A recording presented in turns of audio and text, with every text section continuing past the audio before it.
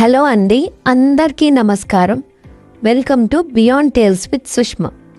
So ఈరోజు ఈ వీడియోలో నేను ఏం చెప్పబోతున్నానంటే మీకు ఒక మంచి టెక్నిక్ గురించి చెప్పబోతున్నా. మీరు ఎప్పుడైనా చదువుతున్నప్పుడు, లేదంటే ఏదైనా పని చేసేటప్పుడు, లేదంటే ఎవరైనా ఏదైనా టాస్క్లో ఫోకస్ మెయింటైన్ చేయాలన్నప్పుడు కష్టపడుతున్నారా, లేదంటే మీకు కాన్సన్ట్రేషన్ ఉండట్లేదా? అలాంటప్పుడు ఈ ప్రాబ్లంకి సొల్యూషన్ ఏంటంటే ఇప్పుడు నేను చెప్పబోయే టెక్నిక్, అదే పొమోడోరో టెక్నిక్. ఈ మెథడ్ వల్ల ఏమవుతుందంటే మీకు కాన్సన్ట్రేషన్ పెరుగుతుంది. దానివల్ల మీ పనులు చాలా బాగా అనుకున్న దానికంటే మంచిగా జరుగుతాయి. దాన్నే మనం ప్రొడక్టివిటీ అంటాం కదా, అలా మీ ప్రొడక్టివిటీ పెరుగుతుంది. సో ఇంతకీ ఆ పొమోడోరో టెక్నిక్ అంటే ఏంటి, దాన్ని ఎలా యూస్ చేయాలో తెలుసుకుందాం. Okay, let's get started. So pomodoro technique అంటే ఫస్ట్ ఇదొక టైం మేనేజ్మెంట్ మెథడ్. అంటే 25 నిమిషాలు వర్క్ చేయాలి, తర్వాత ఒక 5 నిమిషాలు బ్రేక్ తీసుకోవాలి. ఇదే దాని ఫార్మాట్. సో ఇప్పుడు ఇదేంటనేది మనం డీటెయిల్గా చూద్దాం. ఈ పొమోడోరో టెక్నిక్ అనేది ఏ పనైనా ఒక టాస్క్ లాగా అనుకుంటే ఫస్ట్ 25 మినిట్స్కి ఒక టైమర్ తీసుకొని మీరు ఆ టైమర్లో 25 మినిట్స్ సెట్ చేసుకోవాలి.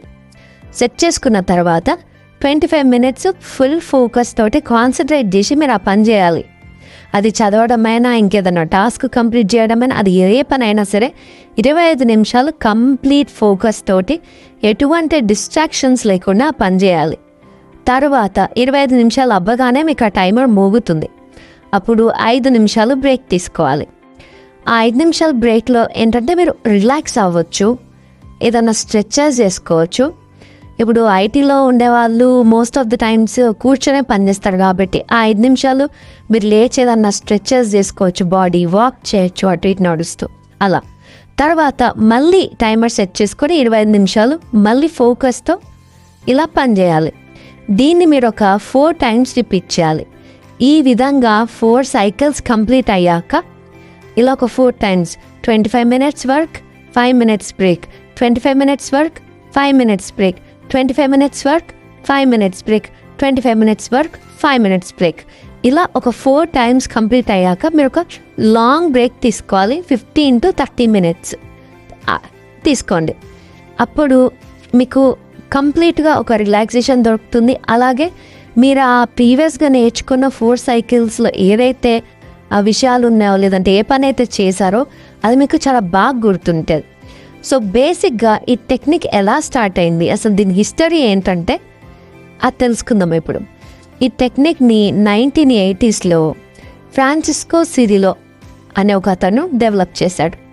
తను ఏంటంటే తను ఒక స్టూడెంట్, యాక్చువల్లీ ఇటాలియన్ స్టూడెంట్.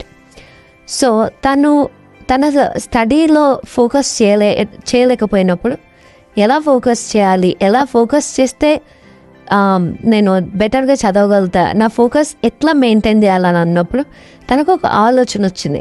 తన దగ్గర ఒక టమాటో షేప్లో ఉన్న అలారం క్లాక్ ఉంది, అది ఉందన్నమాట. సో దాన్ని తన కిచెన్లో ఉంటే తీసుకొని వచ్చి, అది టమాటో షేప్లో ఉంటుంది, దాన్ని తీసుకొని వచ్చి ఒక 25 మినిట్స్ ఒక అలారం పెట్టుకొని, ఓకే నేను ఎక్కువ కష్టపడను, 25 నిమిషాలు మాత్రం ఖచ్చితంగా ఫోకస్డ్గా చదువుతా అని చెప్పి చదివాడు. దానికి తను 25 నిమిషాలే కదా అని ఒక షార్ట్ గోల్ లాగా అయిపోయింది. 5 నిమిషాల బ్రేక్ వల్ల మళ్ళీ మైండ్ రిలాక్స్ అయింది. మళ్ళీ అలా ఇంకొక 25 నిమిషాలు. అలా ఈ టెక్నిక్ తనకి బాగా నచ్చింది, అది వర్కౌట్ అయింది. అలా ఈ టెక్నిక్ వచ్చిందనమాట. సో ఇది మన పొమోడోరో టెక్నిక్ హిస్టరీ. ఇప్పుడు ఈ టెక్నిక్ని మనం ఎలా యూస్ చేసుకోవచ్చు, దీని బెనిఫిట్స్ ఏంటో తెలుసుకుందాం. ఫస్ట్ ఏంటంటే ఫోకస్ ఇంప్రూవ్ అవుతుంది. మనం ఆ చేసిన 25 నిమిషాల పని అయినా సరే ఎటువంటి డిస్ట్రాక్షన్స్ లేకుండా చేస్తాం, ఏ డిస్టర్బెన్స్ లేకుండా ఫుల్ కంప్లీట్ కాన్సన్ట్రేషన్తో చేస్తాం. దీనివల్ల మన కాన్సన్ట్రేషన్ లెవెల్స్ పెరుగుతాయి, మనకు డిస్ట్రాక్షన్స్ తక్కువ ఉంటాయి, ఫోకస్ చాలా ఇంప్రూవ్ అవుతుంది. నెంబర్ 2, మనకు ఏదైనా పని చేయగానే వెంటనే చెయ్యం, తర్వాత చేద్దాంలే, రేపు చేద్దాంలే అని వాయిదా వేస్తుంటాం. దీన్నే మనం ప్రోక్రాస్టినేషన్ అంటాం. అది తగ్గిపోతుంది.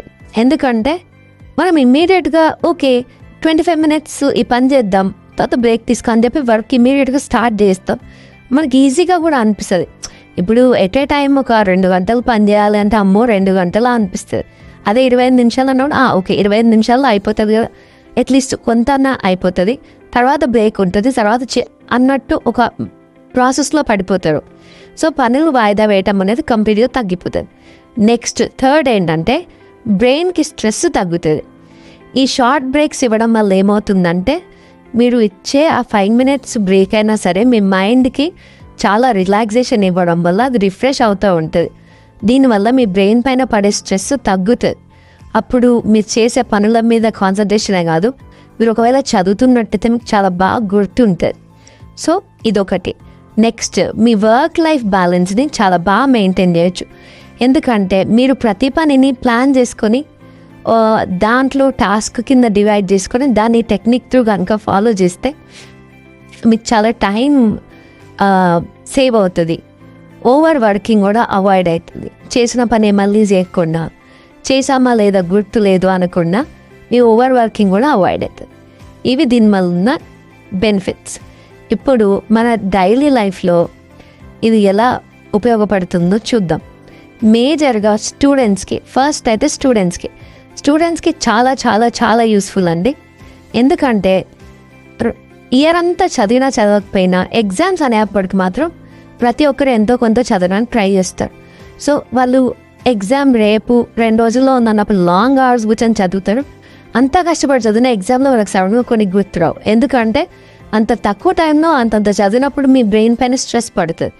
కాబట్టి మీరు ఆ చదివే టైంలో ఎప్పుడైతే మీరు మీ సిలబస్ని ప్లాన్ చేసుకుంటారో అప్పుడు ఈ టెక్నిక్ త్రూ ఏది 25 minutes చదువుదాం, బ్రేక్ తీసుకుందాం, ఇలా ప్లాన్ చేసుకుంటే మీకు ఫోకస్ కూడా పెరుగుతుంది, మీకు ఎగ్జామ్లో అన్నీ గుర్తుంటాయి. అదొకటి హెల్ప్ అవుతుంది. ఎంప్లాయీస్కి కూడా హెల్ప్ అవుతుంది. వాళ్ళకి ఎలా అంటే టాస్క్ని వాళ్ళు ప్లాన్ చేసుకోవాలి, అండ్ అట్లనే వాళ్ళు ఈ టెక్నిక్ ఫాలో అవ్వడం వల్ల టైం వేస్ట్ అనేది తగ్గిపోయి వాళ్ళకి చాలా టైం సేవ్ అవుతుంది. నెక్స్ట్ ఫ్రీలాన్సర్స్ ఉంటారు, వాళ్ళు మల్టిపుల్ ప్రాజెక్ట్స్ పైన పనిచేస్తారు. ఈ టెక్నిక్ని వాడడం వల్ల వాళ్ళు వర్క్ని ఇంకా స్పీడప్ చేస్తారు, దానివల్ల వాళ్ళకి ఈజీ అవుతుంది. ఇవి దీనివల్ల ఉన్న టెక్నిక్స్. సో పొమోడోరో టెక్నిక్ బేసిక్గా చాలా సింపుల్గా అనిపిస్తుంది కదా, కానీ చాలా పవర్ఫుల్ మెథడ్. మీరు ట్రై చేసి చూడండి, మీ ప్రొడక్టివిటీ ఎలా పెరుగుతుంది అనేది మీరే ఎక్స్పీరియన్స్ చేయండి. సో మీకే అర్థమవుతుంది. ఐ హోప్ మీకు ఈ వీడియో నచ్చిందనే అనుకుంటున్నా, నేను మీకు అర్థమయ్యేలా చెప్పగలిగానని అనుకుంటున్నా. మీకు ఈ వీడియో నచ్చితే లైక్, షేర్ అండ్ కమెంట్. మళ్ళీ మరో ఇంట్రెస్టింగ్ టాపిక్తో మళ్ళీ కలుద్దాం. అంతవరకు సెలవు. Thank you so much for watching. Bye bye, take care.